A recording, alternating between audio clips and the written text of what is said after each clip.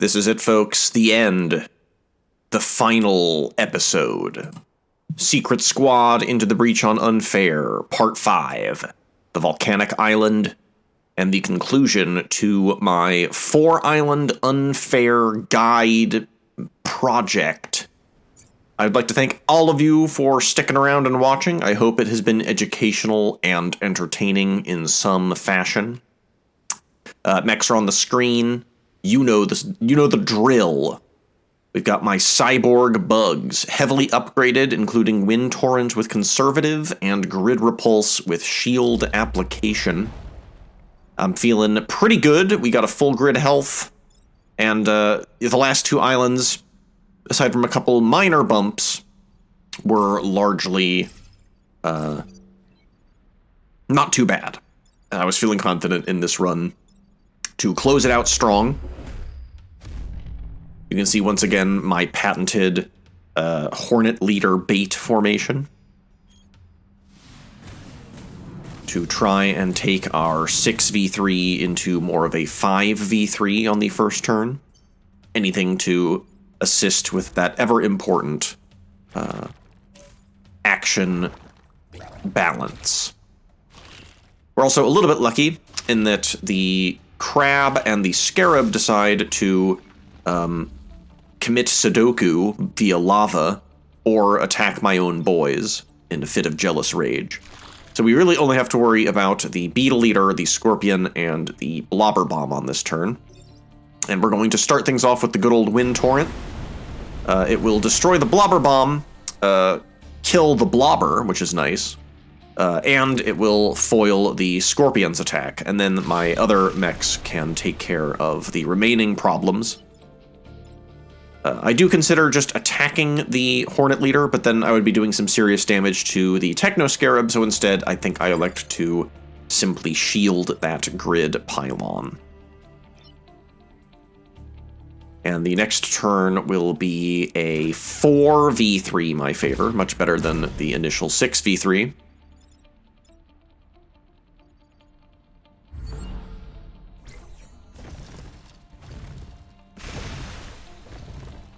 But, you know, it's just a good, it's a good feeling to close out this series strong, you know, just relying on those old fundamentals. Forced movement and decent damage, you know, fully upgraded at this point. The Secret Squad has achieved the final stage of their Magikarp syndrome. You know, they went from pathetic flopping fishes to majestic Japanese mythology dragon snake things. For those of you that don't know the Pokemans, that would be Gyarados.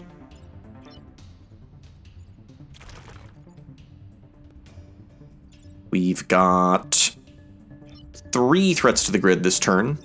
That would be both of my boss Vec. Fortunately, we can free the Techno Scarab, and we can use the grid repulse to protect the pylon from the Beetle Eater, and then we can just use the volcanic projectiles to destroy the Hornet Leader for us. So the next turn will be a very reasonable 2v3.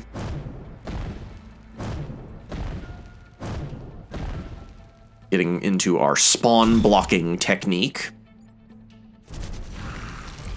I hope that if you've watched the, you know, over the course of this series, you understand some of the more nuances of the art of spawn blocking.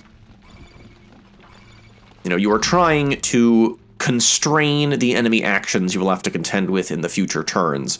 The downside is if you have to, you know, change position, or if you are sitting on a spawn for too long and then you can't deal with the spawns, you'll just be, you know, dealing with that many more reinforcements in the future. But as long as you understand, you know, the nature of unfair difficulty, it will always be trying to produce 6 Vec on the field.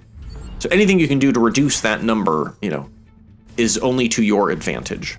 And that's why I think on, more so than on any other difficulty in this game, blocking spawns is extremely valuable. Almost always worth your time.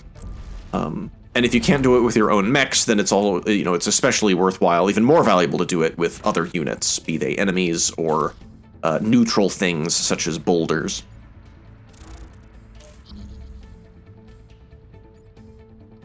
This is basically a free last turn. The enemy did not attack the grid at all, so all we have to do is move our boys out of harm's way.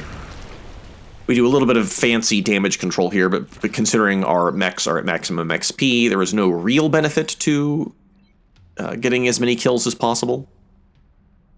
Other than, I guess, style points, the ever-important style points. So you love to see the first half of the final mission with no damage to the grid. That means that we can afford to make a few mistakes on the second half.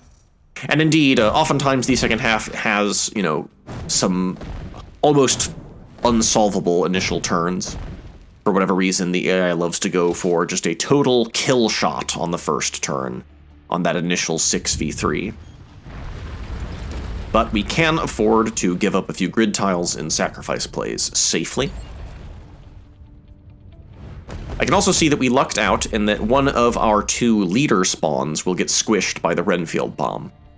A nice little bit of luck there. Otherwise, we have to contend with the Firefly leader, a pair of beetles, a digger, a blobber, and a hornet. So a relatively formidable Op 4. But we do have the Wind Torrent, an extremely powerful tool.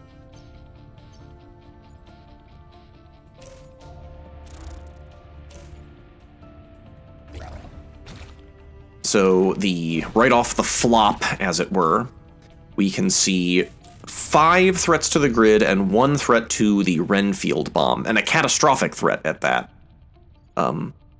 The Alpha Beetle on E2 threatens to push the bomb into the lava. So this turn took me a while to see something that I liked, and I also did wind up doing a temporal reset after I realized I had done a little bit of a mistake. So here's the solution I came up with, which was to move the beetle out of the way. That way I could safely move everything on the board to the west using Wind Torrent, and body block the Alpha Beetle's attack with the Techno Beetle. And then finally we can also kill the Digger. Since the Wind Torrent would not actually move it out of the way, it would just damage it as it would hit the boulder. The downside to this solve is that I won't be able to protect the grid from the Firefly leader. I could have body blocked with the Technoscarab, but then the Technoscarab would have died, and we don't want to be down a mech action this early into the fight. The other bad news is we don't get to block a spawn, so we will be at a 5v3 on the next turn. Better than a 6v3, certainly, or a 7v3 even. But it's okay, we've got grid health to spare. We can afford to take this hit, as I mentioned before.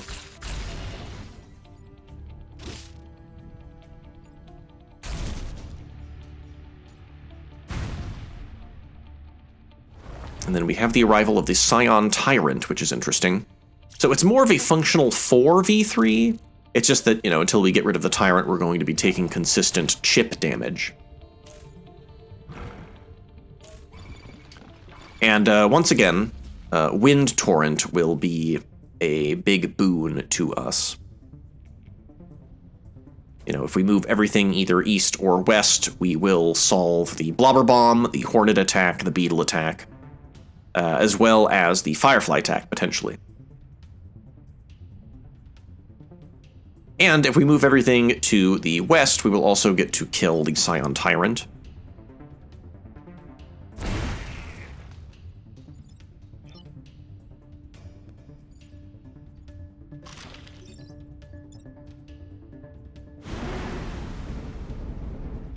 And then I also see we've got a nice little benefit of blocking a spawn with the Alpha Hornet, and we can block the other spawn with our Hornet.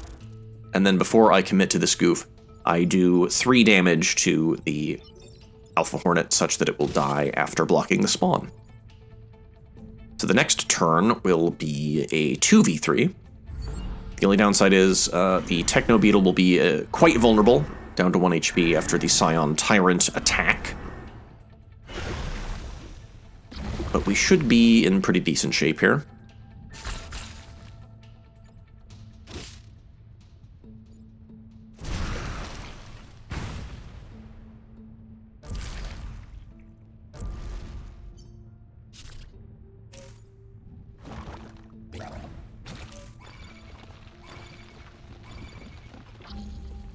So it's the penultimate turn, and what I wind up doing is we're just going to finish off the Firefly leader, pop the Blobber Bomb, and then I decide to make an interesting sacrifice play, which is to kill the Blobber. It'll also wind up blocking a spawn for us. However, the Techno Hornet, or the Techno Beetle, will perish due to blocking a spawn. So the final turn will be a 3v2. But I've got enough grid health that I imagine I can make a couple sacrifices if need be. And it's down to a pair of crabs and a scarab.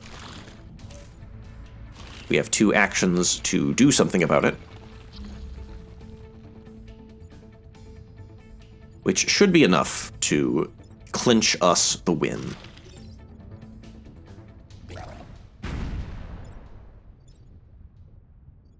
We obviously don't want to lose the Renfield Bomb, so we're just going to give up a couple of points of grid health to the crab.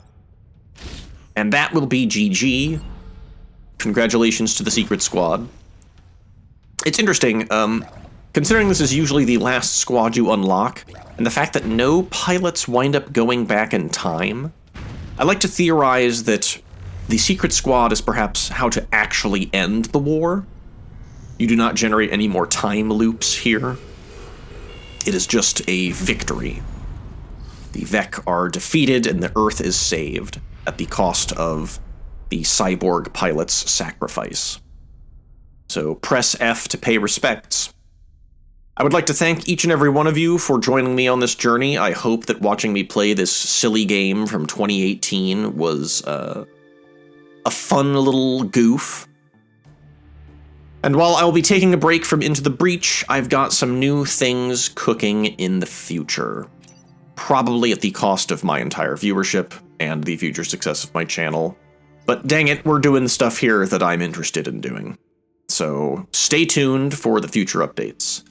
And I will be putting up on screen the stats for all of my runs with the various squads to compare and contrast. Can you beat my scores? Probably. Let me know in the comments. And I'll talk to you later. Like, subscribe, all that good algorithm goofery.